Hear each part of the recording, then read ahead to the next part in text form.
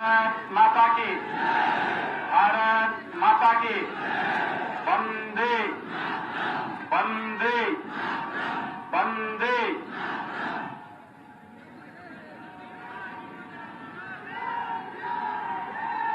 आज की इस चुनावी सभा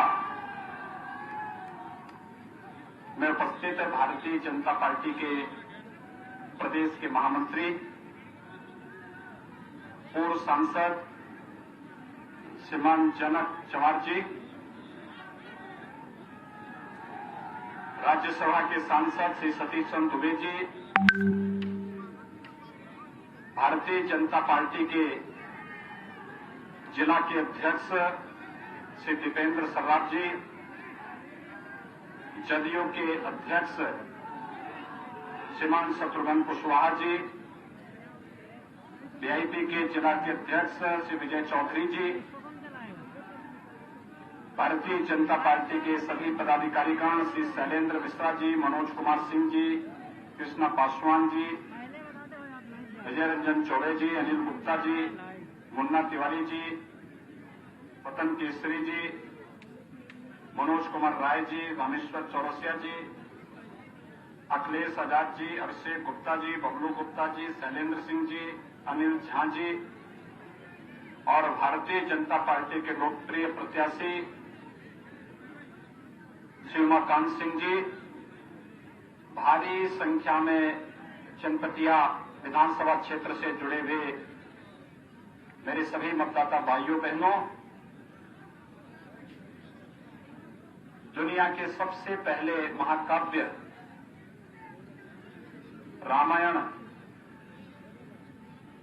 को देने वाले आदि कवि महर्षि वाल्मीकि की साधना भूमि को मैं नमन करता हूं।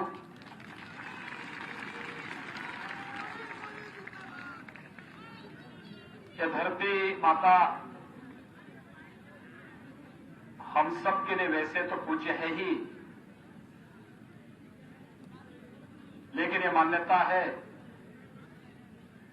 कि रामायण काल में माता सीता की शरणस्थली के रूप में भी इस धरती को यह सौभाग्य प्राप्त हुआ कि उस कालखंड के सुनहरे दौर को सजोने का अवसर इस पश्चिमी चंपारण क्षेत्र की जनता को प्राप्त हुआ है।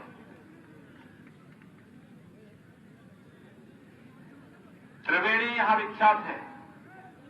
त्रिवेणी उत्तर प्रदेश में प्रयागराज में भी है, जहां पे गंगा, यमुना और सरस्वती का महासंगम है। प्रयागराज में कुंभ का भव्य आयोजन होता है। देश के यशस्वी प्रधानमंत्री नरेंद्र मोदी जी ने कुंभ के आयोजन को वैश्विक मानचित्र पर ले जाकर के यूनेस्को के द्वारा उसे अमूर्त सांस्कृतिक धरोहर के रूप में मान्यता प्रदान की है। दुनिया की अद्भुत सांस्कृतिक और आध्यात्मिक आयोजन प्रयागराज कुंभ में होता है। और भाइयों बहनों, इस सौभाग्य पश्चिमी चंपारण की जनता को प्राप्त होता है कि इस वाल्मीकि की साधना स्थली में एक त्रिवेणी आपके पास भी है। कितनी आध्यात्मिक भूमि है, लेकिन याद करना, यह आध्यात्मिक भूमि जिसने राम राज्य की परिकल्पना को साकार करने में, जिस धरती से निकले हुए महर्षि वाल्मीकि के एक एक शब्द ने मंत्र का काम करके हम सबके जीवन में राम नाम का एक ऐसा मंत्र दिया जो हमारे सुख में, हमारे दुख में, हमारे हर एक क्षण में हमारा मार्गदर्शन करता है, हमारा एक संबल बनता है। उस राम से हमारा साक्षात करने वाले कोई हैं, महर्षि वाल्मीकि। और महर्षि वाल्मीकि की पावन धरा कोई है, ये वाल्मीकि नगर है, ये पश्चिमी चंपारण की धरती है। और इसीलिए याद करना, बापू ने देश की स्वाधीनता की लड़ाई में सत्याग्रह का उपयोग भी इसी धरती से किया था। ये चंपारण की धरती है। जहां पर सत्याग्रह शब्द का उपयोग करके लोकतांत्रिक तरीके से हम लोग अपनी बातों को मनवाने की ताकत रख सकते हैं, और वह कार्य बापू ने इस धरती को चुना था। इसलिए मैं इस धरती को कोटि कोटि नमन करते हुए आप सबका हृदय से अभिनंदन करता हूं। भाइयों बहनों, ये धरती हमारे लिए बहुत पुण्य धरती है। वर्तमान में हम सब वैश्विक महामारी कोरोना से लड़ते हुए, जूझते हुए प्रधानमंत्री मोदी जी के नेतृत्व में कोरोना को पस्त करते हुए आगे बढ़ रहे हैं। और प्रधानमंत्री मोदी जी ने देश के नाम पर अपील एक ही बात के लिए की है, जब तक दवा या वैक्सीन नहीं आ जाती तब तक एक मंत्र का पालन जरूर करें। बीमारी से बचाव सर्वोत्तम उपाय है, और इसके लिए 2 गज की दूरी और मास्क है जरूरी। बिहार के लोगों ने और इस देश के लोगों ने अद्भुत काम किया कोरोना के खिलाफ लड़ते हुए। आप सबका मैं अभिनंदन करता हूं कि कोरोना से जूझते हुए उत्साह और उमंग में कमी नहीं लाते हुए, स्वयं के सुख और चैन को हटाते हुए आपने अपने पर्व और त्योहार, अभी शारदीय नवरात्रि को भी, विजयादशमी के आयोजन को भी पूरी भव्यता के साथ मनाया है। और लोकतंत्र के इस पर्व में भी इतनी भारी संख्या में यहां पर उपस्थित होकर के अपने आप को लोकतंत्र के प्रति अपनी प्रतिबद्धता को दोहराने का कार्य भी आप कर रहे हैं। यह अद्भुत संगम है, क्योंकि संगम की धरती है। और इसीलिए कोरोना कालखंड में जब दुनिया पस्त थी, तब प्रधानमंत्री मोदी जी के नेतृत्व में भारत मजबूती से अपने गरीबों के लिए, अपने किसानों के लिए, अपने नौजवानों के लिए, महिलाओं के लिए नई नई योजनाओं को बनाने का कार्य कर रही थी।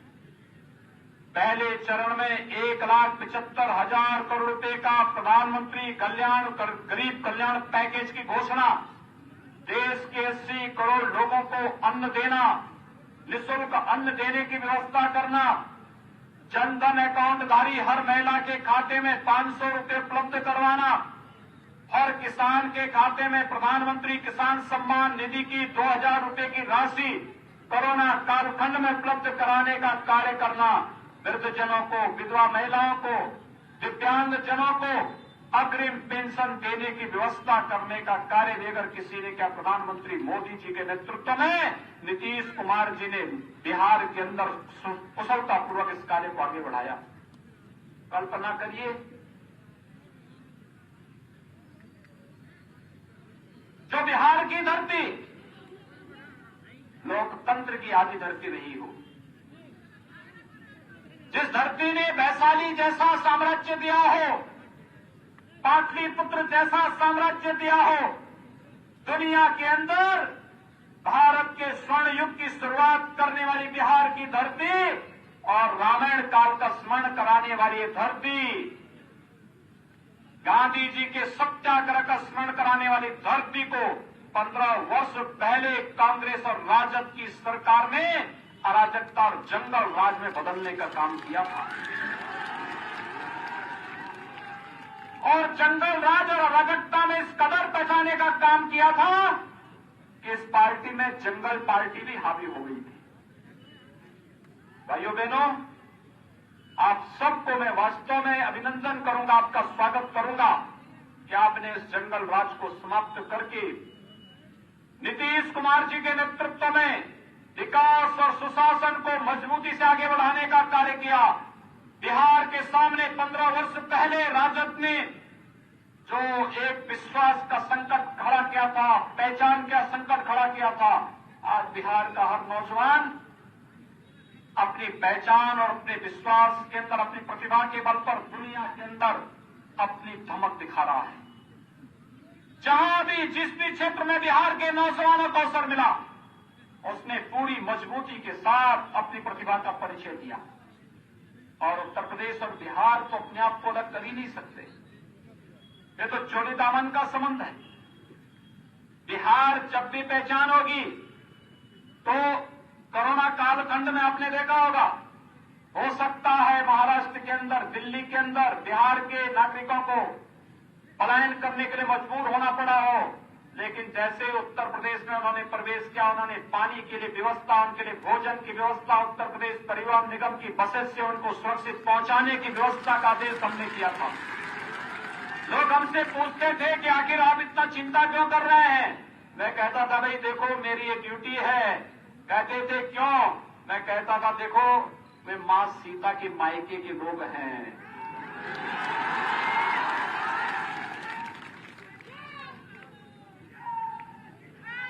क्योंकि मेरे लिए तो वह एक अद्भुत क्षण था, कष्ट था हमें भी, आपको भी, लेकिन साथ साथ हम लोग विपरीत परिस्थितियों में जूझते हुए हर एक गरीब का, हर एक नौजवान का, हर एक मजदूर का सम्मान की रक्षा भी करेंगे और उसकी रोजी रोटी की व्यवस्था भी करेंगे। और भाइयों बहनों, हमने इसीलिए आदेश दिया था, प्रधानमंत्री मोदी जी ने इसीलिए अपील की थी कि पूरे देश को एकजुट होकर के इस कोरोना के खिलाफ लड़ाई लड़नी है। और भाइयों बहनों, हम लोग किसी मजबूती के साथ इस लड़ाई में आपके साथ खड़े थे। आज मैं आपके बीच इसीलिए आया हूं, बिहार में जंगल राज पैदा करने वाले लोग एक बार फिर से आप लोगों को रोजगार का झुनझुना दिखा करके जनता की आंखों में धूल झोंकने का कार्य कर रहे हैं। आप सब जानते हैं ये लोग वही लोग हैं जिन लोगों ने 15 वर्ष पहले गरीब को मकान, गरीब को विद्युत कनेक्शन, गरीब को रसोई गैस का कनेक्शन, गरीब को स्वास्थ्य की सुविधा, गरीब को खाद्यान्न देने की बजाय ये तो नहीं दे पाए, लेकिन भाइयों बहनों, मूक पशुओं के चारे को भी जो लोग हजम कर गए हों, वे लोग आज रोजगार का झंझना दिखाने का प्रयास कर रहे हैं।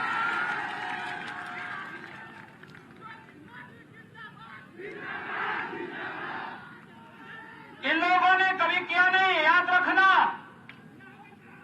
देखिए, कभी एक बात को हमेशा याद रखना चाहिए, व्यक्ति के अंदर जो संस्कार होते हैं और जो आदतें उसकी खराब हो जाती हैं, वे जल्दी सुधरती नहीं है।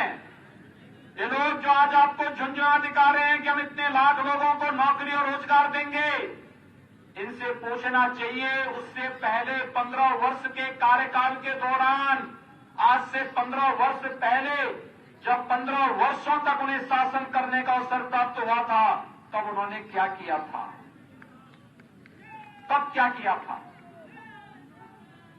कांग्रेस ने सर्वाधिक समय तक बिहार के अंदर शासन किया, तब कांग्रेस ने क्या किया था? भाइयों बहनों, विकास में कोई बाधक है तो बाधक है जातिवाद की राजनीति, क्षेत्र और मत और मजहब के आधार पर राजनीति। अगर हमें विकास और हर एक चेहरे पर खुशहाली लानी है, इन नौजवानों के जीवन को और इनके जीवन को मंगलमय बनाना है, समृद्धिमय बनाना है, तो हमें जातिवाद की राजनीति से, क्षेत्र और मत मजहब की राजनीति से ऊपर उठ करके कार्य करना पड़ेगा। इसके लिए मजबूती के साथ आगे आना पड़ेगा। और जिस दिन हम इस मजबूती के साथ आगे आने का कार्य करेंगे, मैं विश्वास के साथ कह सकता हूं, कोई आपका फिर शोषण नहीं कर पाएगा, कोई नहीं कर पाएगा। नहीं तो जाति और मजहब की राजनीति, तुष्टीकरण की राजनीति कहीं पर किसी माफिया को पनपाती है, कहीं पर किसी अपराधी को पनपाती है, और ये अपराधी और माफिया अंत में जनता का, किसानों का, नौजवानों का, व्यापारियों का उत्पीड़न करते हैं, उनका शोषण करते हैं। इनको कभी नहीं पनपने देना। हमने तो उत्तर प्रदेश के अंदर एक ही नारा लगाया है, एक ही कार्य हो रहा है, अपराध और अपराधियों के प्रति जीरो टॉलरेंस। अगर कोई अपराध करेगा, अपराधियों को संरक्षण देगा। किसी गरीब का, किसी किसान का, किसी व्यापारी का संपत्ति को जबरन कब्जा करेगा तो उसके घर पर बुलडोजर चलाने की तैयारी कर दो।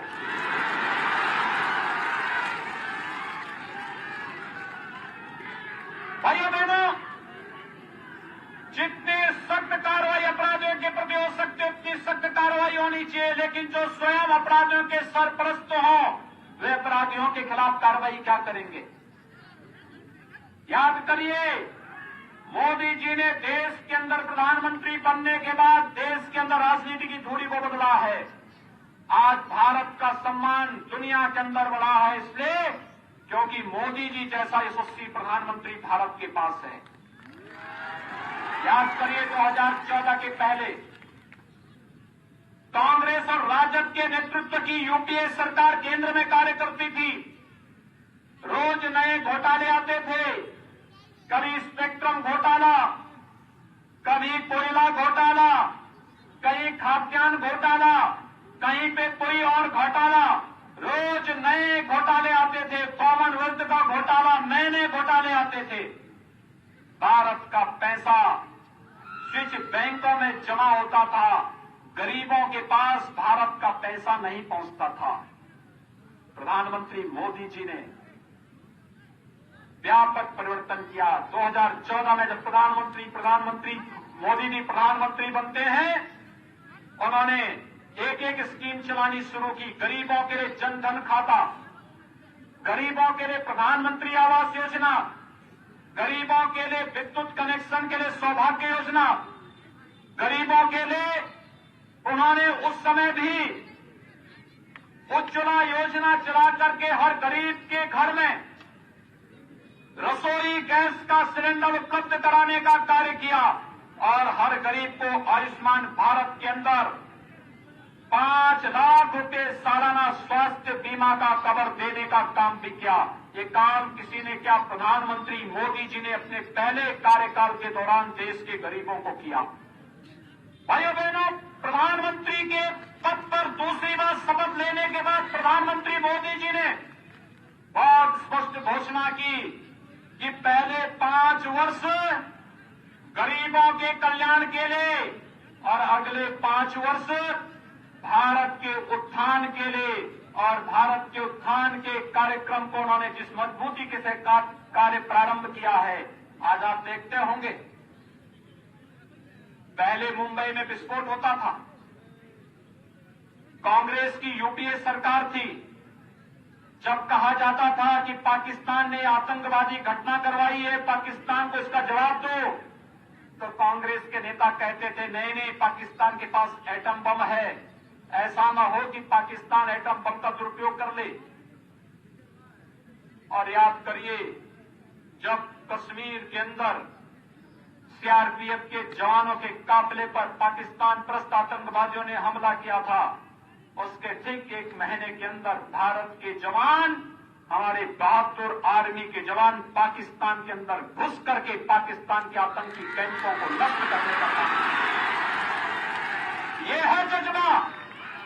जैसे को तैसे का जवाब देने का यह कार्य कोई कर सकता है तो मोदी जी कर सकते हैं, भारतीय जनता पार्टी कर सकती है। भाइयों बहनों, एक भारत श्रेष्ठ भारत की इस परिकल्पना को साकार किया है मोदी जी ने। आज पश्चिमी चंपारण के लोग भी चाहेंगे कि उन्हें जम्मू कश्मीर के अंदर अपने लिए एक मकान बनाना है। कोई माई का लाल आपको रोक नहीं सकता, आप भी वहां पर अपनी जमीन खरीद सकते। कांग्रेस ने आपको इससे वंचित किया था। आज ये कांग्रेस किस मुंह से राजनीति में आपसे वोट मांगने के लिए आ रही है? ये ना आपको जमीन दे सकती है, ये ना आपको मकान दे सकती है। इसने ना केवल इसने गरीबों को शौचालय नहीं दिया, इसने गरीबों को विद्युत कनेक्शन नहीं दिया, इसने गरीबों को रसोई गैस से वंचित रखा, ये गरीबों को स्वास्थ्य सुविधा से वंचित की, गरीबों को खाद्यान्न की सुविधा से वंचित की। इस मुंह से ये वो लोग आज वोट मांगने के लिए आ रहे हैं। लेकिन मोदी जी ने एक व्यवस्था कर दी, कश्मीर से धारा 370 को सदैव के लिए समाप्त कर दिया। कश्मीर से धारा 370 का समाप्त होने का मतलब आप जानते हैं, आतंकवाद की ताबूत पर अंतिम कील ठोकना। आतंकवाद के लिए भारत की धरती पर कोई जगह नहीं। यह कार्य अगर किसी ने क्या, प्रधानमंत्री मोदी जी ने कहा है। और भाइयों बहनों, आज यही अपील करने के लिए मैं आपके बीच आया हूं।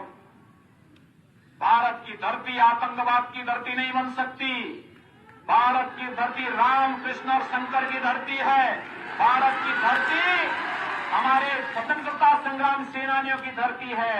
भारत की धरती हमारे ऋषि मुनियों की धरती है। भारत की धरती पर आतंकवाद और नक्सलवाद के लिए कोई जगह नहीं होगी। यही भारतीय जनता पार्टी का एक संकल्प है। सबकी सुरक्षा, सबका सम्मान, यही तो हमारा संकल्प है। और इसी संकल्प के साथ आज हम सब इस चुनावी सभर में आपके बीच आए हैं। बिहार की अस्मिता और बिहार की पहचान को देश स्तर पर एक बार फिर से पुनर्स्थापित किया है नीतीश कुमार जी के नेतृत्व में एनडीए सरकार ने। नहीं तो 15 वर्ष पहले यहां का नौजवान अपनी पहचान छुपाता था, लेकिन आज हर बिहारी गर्व के साथ कह सकता है मैं बिहार का नागरिक हूं। ये बिहार के लिए गौरव की बात होनी चाहिए। बिहार में डॉक्टर राजेंद्र प्रसाद जी जैसा महान स्वतंत्रता संग्राम सेनानी दिया। बिहार ने देश का प्रथम राष्ट्रपति बिहार में दिया। और यही नहीं, जब कांग्रेस ने लोकतंत्र के गले को घोंटने का काम किया था, तब देश के अंदर समग्र क्रांति का आह्वान इसी बिहार की धरती में जयप्रकाश बाबू के नेतृत्व में ही हुआ था। ये बिहार की धरती है। भाइयों बहनों, मैं आपसे यही अपील करने के लिए आया हूं। बिहार की धरती कहीं भी अराजकता और जंगल राज को बर्दाश्त नहीं कर सकती, और इसीलिए आप सबसे अपील करने के लिए आया हूं। मैं पिछली बार आया था चुनाव प्रचार के दौरान। श्री डॉक्टर संजय जायसवाल जी भारतीय जनता पार्टी के प्रत्याशी, मैं आभारी हूं। संजय जायसवाल जी को भारी मतों से लोगों ने चुनाव जिता करके भेजा था। आज वे प्रदेश के लोकप्रिय अध्यक्ष के रूप में अपना कार्य कर रहे हैं। भारतीय जनता पार्टी के प्रदेश अध्यक्ष के रूप में अपना कार्य कर रहे हैं। बहुत मजबूती के साथ, पूरी प्रतिबद्धता के साथ भारतीय जनता पार्टी को और एनडीए को जिताने के लिए लगे हुए हैं। और भाइयों बहनों, जब मैं उस समय आया था भारतीय जनता पार्टी के प्रत्याशियों के चुनाव समर्थन में, लोकसभा चुनाव के दौरान आया था, तब यहां के लोग मुझसे एक बात कहते थे कि योगी जी बताओ कि आप उत्तर प्रदेश में हैं, उत्तर प्रदेश के मुख्यमंत्री हैं, आप लोग नारा लगाते थे कि रामलला हम आएंगे, मंदिर वहीं बनाएंगे। अब बताइए, एक बात और बताइए, क्या तारीख भी बताएंगे? यही तो कहते थे लोकसभा चुनाव में लोग। भाइयों बहनों, हम तारीख बताने नहीं, हम तो कार्य करके आपके बीच आए हैं। 5 अगस्त 2020 को देश के यशस्वी प्रधानमंत्री आदरणीय मोदी जी ने अयोध्या में भगवान राम के भव्य मंदिर के निर्माण कार्य का शुभारंभ कर दिया है ना। 5 अगस्त 2020 को अयोध्या में मंदिर का निर्माण कार्य प्रारंभ हो चुका है अयोध्या में। और मेरी हार्दिक इच्छा थी बिहार के हर गांव से आमंत्रण देने की, मेरी इच्छा थी कि हर गांव का प्रतिनिधित्व हो। लेकिन भाइयों बहनों, चूंकि कोरोना था, भीड़ नहीं होने देनी थी, हमने लाइव प्रसारण करवाया था। आपने देखा होगा रामलला को जब चैत्र नवरात्रि के प्रथम प्रतिपदा के तिथि के दिन मैंने स्वयं अपनी गोदी में उठा करके नए मंदिर में विराजमान करवाया था, और उसके लिए आपको याद होगी। और 20 अगस्त 2020, 5 अगस्त 2020 को जब प्रधानमंत्री मोदी जी के कर कमलों से अयोध्या में भगवान राम के भव्य मंदिर के निर्माण कार्य का शुभारंभ किया था, वह तिथि भी आपके सामने थी। भाइयों बहनों, यह अद्भुत क्षण था। 500 वर्षों के बाद यह अवसर हमारे सामने किसके कारण आया? क्या कांग्रेस के कारण? क्या राजद के कारण? क्या किसी अन्य लोगों के कारण? किसके कारण? तो काम वही लोग कर सकते हैं। याद रखना, हम जो कहेंगे वो करके दिखाएंगे भी। बोलने में विश्वास कम करते हैं, करके दिखाने में विश्वास करते हैं, और यही भारतीय जनता पार्टी की पहचान है। भाइयों बहनों, इसीलिए आज मैं आपके बीच आया हूं। भारतीय जनता पार्टी ने इस विधानसभा क्षेत्र से, चनपटिया विधानसभा क्षेत्र से श्री उमाकांत सिंह जी को अपना प्रत्याशी बना करके आपके बीच में दिया है। वे जुझारू हैं, योग्य हैं, जनता की सेवा के लिए पूरी प्रतिबद्धता के साथ कार्य करने के लिए अपने आप को समर्पित किए हैं। लोग जाति, मत और मजहब के नाम पर आपके बीच आ रहे होंगे, लेकिन ये आपकी पहचान को समाप्त करने की एक साजिश है। जो लोग जातिवाद का नारा दे करके आपको गुमराह करके, रोजगार का नारा दे करके आपको गुमराह करने का कार्य कर रहे हैं, ये लोग पुनः बिहार के अंदर जंगल राज लाना चाहते हैं, भ्रष्टाचारी राज को पुनर्स्थापित करना चाहते हैं, यहां के व्यापारियों का, यहां के किसानों का फिर से शोषण करके जंगल राज ला करके जंगल पार्टी को पुनर्जीवित करना चाहते हैं। लेकिन ये कार्य भारतीय जनता पार्टी और जदयू की एनडीए सरकार कतई नहीं होने देगी। और यही अपील करने के लिए आया हूं, उमाकांत सिंह जी को भारी बहुमत से, कमल चुनाव चिन्ह पर भारी बहुमत से विजयी बनाने की अपील करने के लिए आपके बीच आया हूं। आप सभी सहमत हैं? सभी लोग इधर से, इधर से, इधर से, इधर से सभी लोग, आप भी सभी लोग उमाकांत सिंह जी को कमल चुनाव चिन्ह पर जिताने के लिए आए हैं ना? सभी लोग, आपके पास स्मार्टफोन है ना? स्मार्टफोन है? भाइयों बहनों, जितनी बड़ी संख्या आपकी है, जितनी बड़ी संख्या आपकी यहां पर उपस्थित हुई है, ये इतनी बड़ी संख्या अगर संकल्प ले लेगी तो केवल इस विधानसभा सीट ही नहीं बल्कि पूरे पश्चिमी चंपारण और पूर्वी चंपारण की सभी सीटें एनडीए के प्रत्याशियों को जिताने की सामर्थ्य आप लोग रखते हैं। टेक्नोलॉजी का समय है। मैंने जो आपसे पहले भी कहा, कोरोना से भी बचाव करना है। कोरोना से बचाव किस रूप में? 2 गज की दूरी और मास्क जरूरी का इस्तेमाल करते हुए, लेकिन साथ साथ प्रचार में टेक्नोलॉजी का उपयोग करते हुए। टेक्नोलॉजी का उपयोग किस रूप में हम लोग करेंगे? टेक्नोलॉजी का उपयोग हम लोग अपने नातेदार, अपने रिश्तेदार, अपने मित्र, अपने शुभचिंतक और समाज के अपने सभी उन लोगों को जागरूक करेंगे, उन तक फोन करेंगे, एसएमएस करेंगे, उन पर हम मैसेजेस भेजेंगे और उन सबसे कहेंगे कि जहां भी भारतीय जनता पार्टी और एनडीए के प्रत्याशी चुनाव लड़ रहे हैं, उनके पक्ष में आप वोट करिए। टोली, छोटी छोटी टोली बना करके 5 कार्यकर्ताओं का, 3 कार्यकर्ताओं की टोली बना करके घर घर जाकर के हम लोगों से अपील करेंगे कि हमें भारतीय जनता पार्टी, जदयू और एनडीए के प्रत्याशियों को विजयी बनाने के लिए कार्य करना है। क्या आप इसके लिए सहमत हैं? क्या सभी लोग इस कार्य को करेंगे? भाइयों बहनों, आपका ये संकल्प बहुत मजबूत संकल्प है, और मजबूत संकल्प इसलिए है क्योंकि कोरोना से जूझते हुए मैं तो वास्तव में ताज्जुब कर रहा था जब मैं बिहार में चुनाव प्रचार के लिए निकला। मुझसे लखनऊ में लोगों ने पूछा कि बिहार में जा रहे हैं, कोरोना कालखंड में सभा होगी, कितने की भीड़ होगी? तो मैंने कहा भाई 2000-2500 लोगों को हम बुलवाएंगे, सभा उनके बीच करेंगे। लेकिन ये मेरी बिहार के अंदर 9वीं सभा है, और भाइयों बहनों, हर एक सभा में 25 से 30 हजार की भीड़ बिहार के उत्साह और बिहार के उमंग को प्रदर्शित करता है कि बिहार के अंदर, बिहार के लोगों में कितना उत्साह और कितना उमंग है, क्या जज्बा है लोकतंत्र के प्रति, कितना उत्साह और किस उमंग के साथ वे लोग कोरोना को पस्त करते हैं और लोकतंत्र को मजबूती प्रदान करने के लिए पूरी प्रतिबद्धता के साथ कार्य करने के लिए उत्सुक दिखाई दे रहे हैं। और इसलिए भाइयों बहनों, लोकतंत्र के इस पर्व को हम लोग अभी शारदीय नवरात्रि के कार्यक्रम को संपन्न किए हैं। विजयादशमी के कार्यक्रम को पूरी उत्साह और उमंग के साथ हम लोगों ने संपन्न किया है।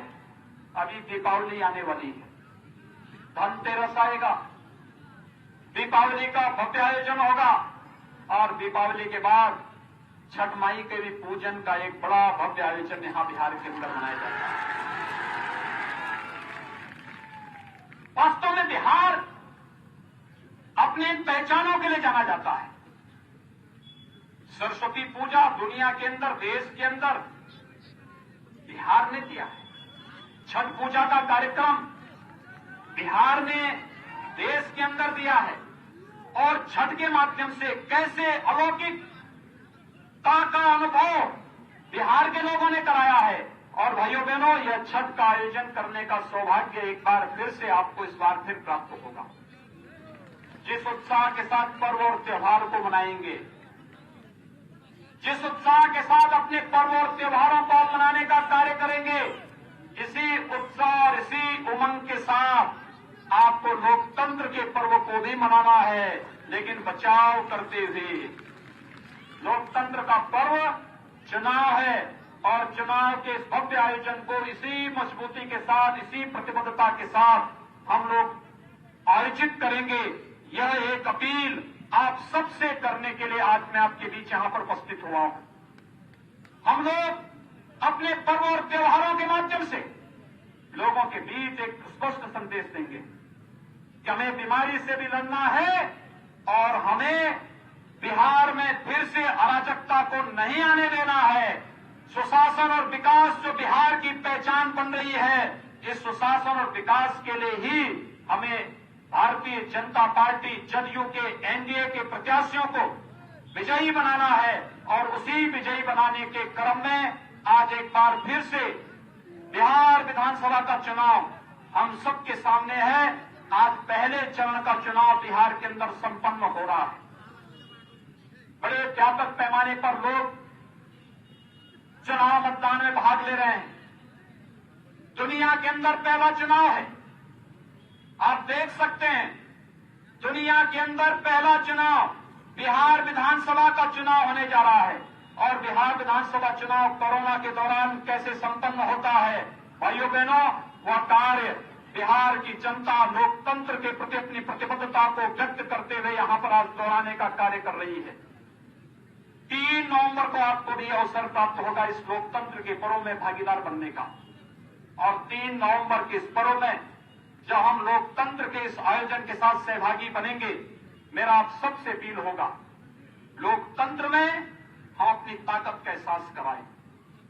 ये जो वंशवाद के आधार पर, जातिवाद के आधार पर राजनीति को कलंकित करने वाले लोग आ रहे हैं, इन लोगों को कोई जगह मत दीजिए, इनको राजनीति में कोई स्पेस मत दीजिए, इनको आगे बढ़ने की छूट मत दीजिए, अन्यथा ये बिहार के सामने एक बार फिर से पहचान का संकट खड़ा कर देंगे।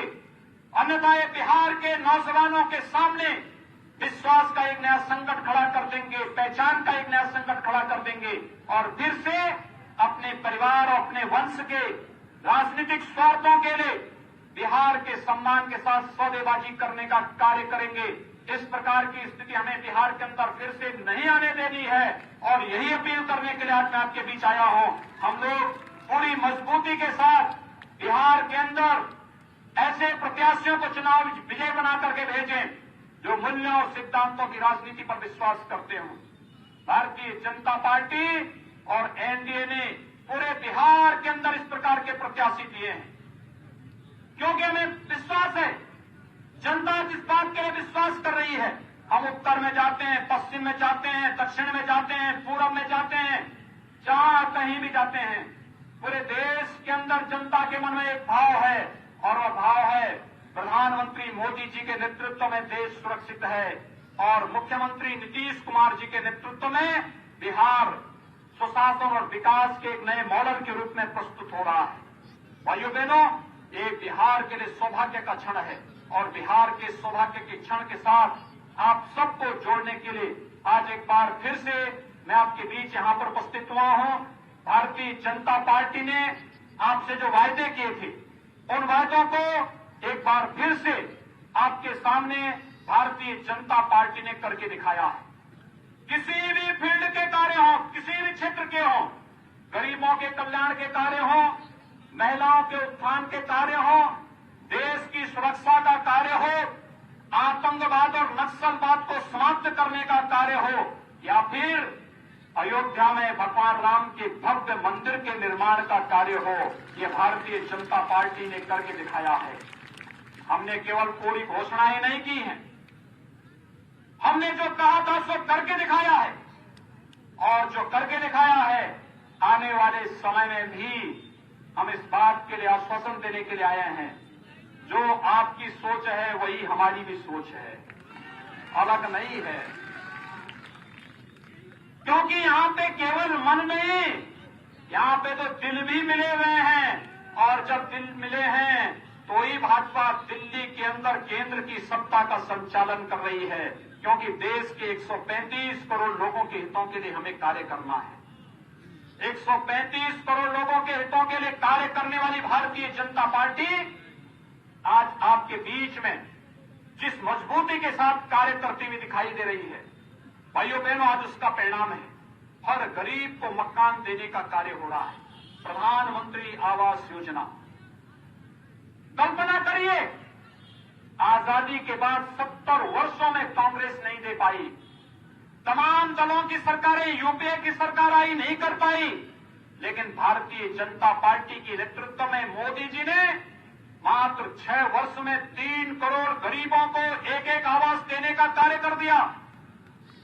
भाइयों बहनों, 10 करोड़ गरीबों को एक एक शौचालय देने का कार्य मोदी जी ने किया। 4 करोड़ गरीबों को विद्युत के निःशुल्क कनेक्शन देने का कार्य मोदी जी ने किया। 8 करोड़ गरीबों को रसोई गैस का कनेक्शन उपलब्ध करवाने का कार्य मोदी जी ने किया। 12 करोड़ किसानों को, भाइयों बहनों, 12 करोड़ किसानों को प्रधानमंत्री किसान सम्मान निधि देने का काम मोदी जी ने किया।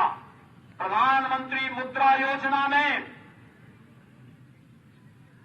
15 करोड़ गरीबों को आर्थिक स्वावलंबन की ओर ले जाने का कार्य मोदी जी ने किया, और 35 करोड़ गरीबों के लिए जन धन योजना में अकाउंट खोलने का कार्य मोदी जी ने किया, और भाइयों बहनों, 50 करोड़ गरीबों को आयुष्मान भारत में 5 लाख रुपए की स्वास्थ्य बीमा का कवर भी देने का काम मोदी जी ने आपके लिए किया। मैं नारी गरिमा की रक्षा के लिए हर गरीब परिवार के घर में, संजय जायसवाल जी आपके प्रदेश अध्यक्ष जी आ गए हैं, जोरदार स्वागत करिए संजय जी का।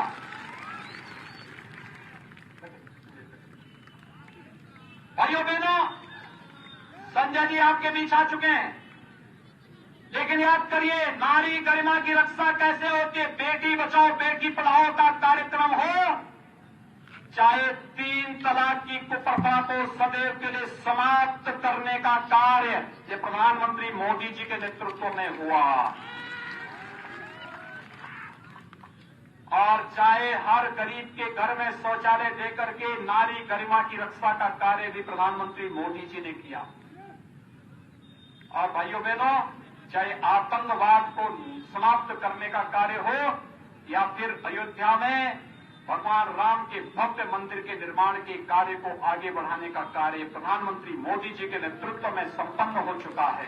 और इसीलिए आज मैं आप सबसे अपील करूंगा कि इतनी भारी संख्या में अपने प्रदेश अध्यक्ष के सामने दोनों हाथ उठा करके आप मेरे साथ बोलेंगे, दोनों हाथ उठाएंगे मेरे साथ में, जय जय श्री राम, जय जय श्री राम।